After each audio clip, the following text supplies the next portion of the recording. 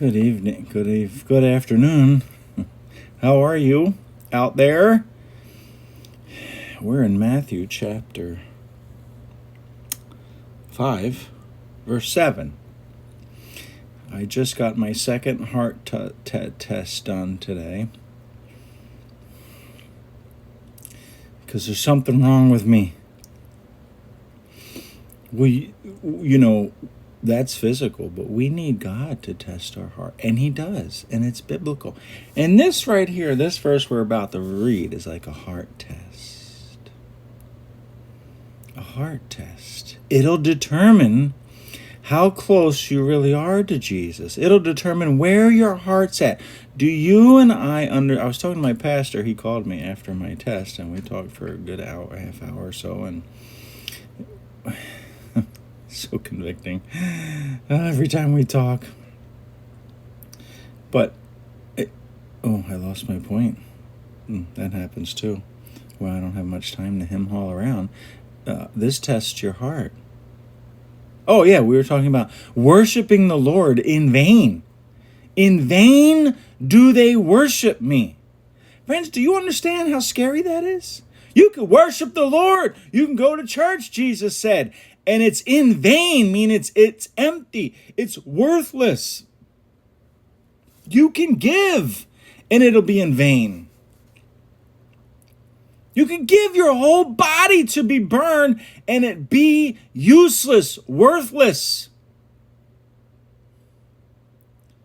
You can follow the Lord in vain. Vain! Well, this tests the heart, friends. Where's your heart at? Verse 7 of Matthew. Blessed, we're talking about God's pronouncing a blessed on something. So if you want to be blessed by the Lord, you should study these. Seek them. Pray over them. Seek the Lord over them. Pray over them through praying over them. Blessed are the merciful, for they shall receive mercy. I thought it's all by faith. No. We've greatly distorted what the Bible actually says. And anything that doesn't fit into my damnable doctrine, we discard. That's why it's damnable doctrine, because you discard the actual words of God. Because they don't fit your doctrine or what you believe. Who cares? You're nothing.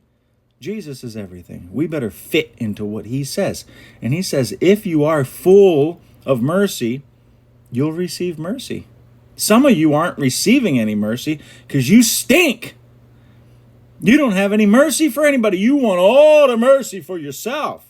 Just get online. Everybody's wanting attention. Give me mercy. Give me grace. Love me as I am. But nobody wants to give it. We're all demanding it. Well, Jesus says the only way you'll receive mercy, the only way you will receive mercy is if you give it away freely to everyone with no exceptions.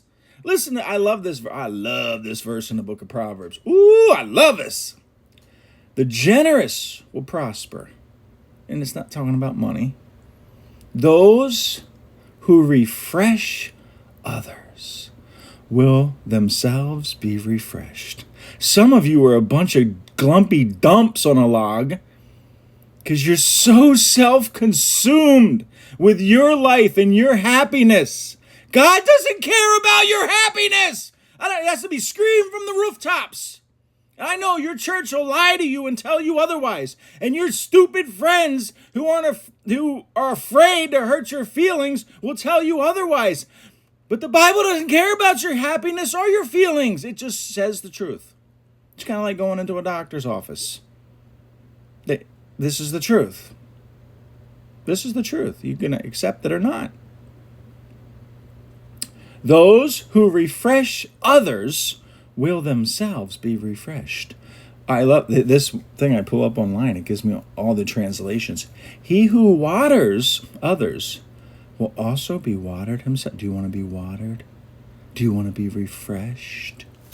Let's see what else we got down here. There's my scroller. I love that though, refreshing, because we all want a refreshing.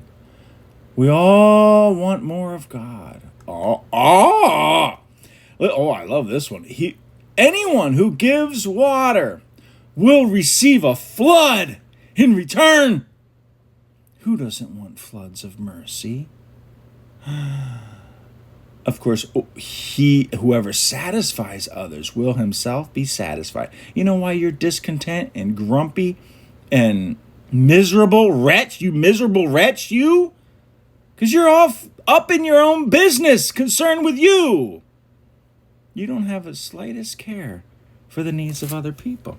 And this is the result. Matthew 7, chapter 2.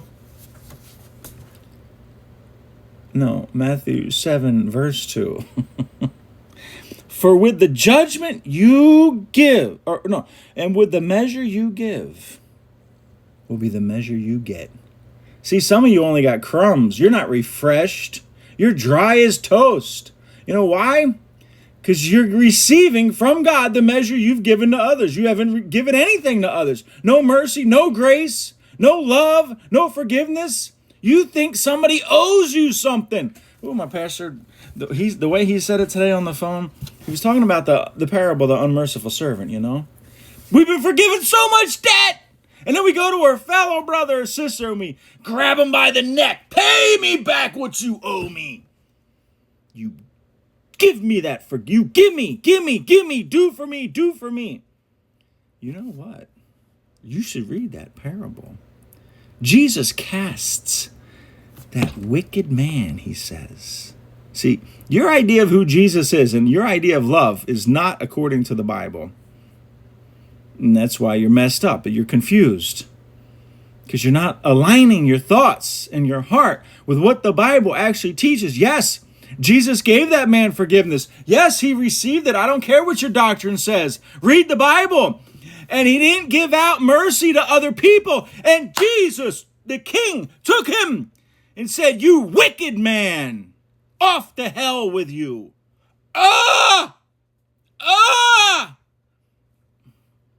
Don't get mad at me. What are you mad at me for? That's Jesus. Yes, Jesus. Oh, the wonderful, graceful, loving Jesus.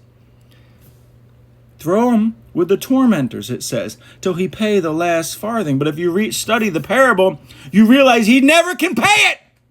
Get off to hell with you. Because you won't give any mercy to anybody.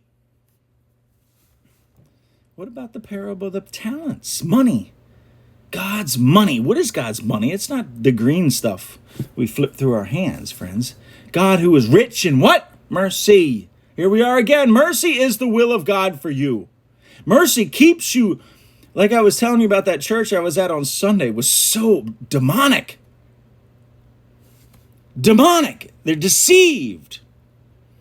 Friends, mercy keeps you in the center. Living and doing the will of God, friends, will keep you in the center. You won't get off balance to the right or to the left. The living in the will of God, which is mercy. We go over that and over that. But what happened to the man with the one talent? He didn't want to make any more. It means he didn't want to give any out. It says he buried it in the ground. Kept it all for me. I ain't giving it to nobody.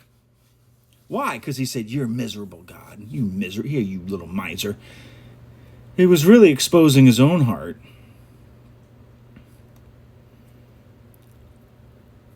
And God said,